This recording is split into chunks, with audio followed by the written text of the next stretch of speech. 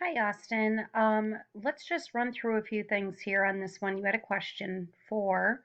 I kind of see where you're coming from, but it's not the correct answer. Um, so when I put in the encoder just to save time, I did use 1226 2018 13 2019. So we have our admit diagnosis, we have the principal diagnosis, we have all our diagnosis plugged in. Okay, so we have all these different edits too to keep in mind. We also have our two procedure codes. Okay, so our estimated reimbursement is $5,329.64. But keep in mind, that's not what we are looking for. We need the MS relative weight from the encoder. Then we have to put it into the formula to get the rate of reimbursement.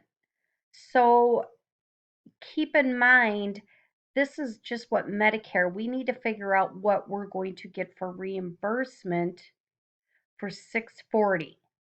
Okay, so let's go ahead and what you do, I kind of have it mapped out here. So let me pull the calculator up.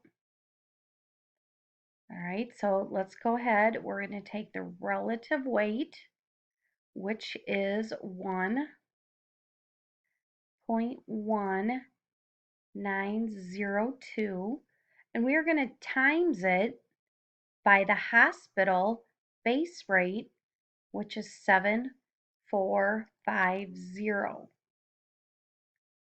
Okay, so, and that comes up with 8866.99, which if we round up, that's why the correct answer is here. The reason we did all of this here is to find our relative weight, which is right, let me pull this over, which is right here. So again, we had to put everything into an equation. So what I was looking for on this one is to find out the estimated rate of reimbursement for this one patient.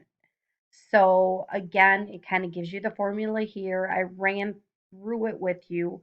If you have any more questions on this one, please send me an email. Thank you, Austin. Have a great night.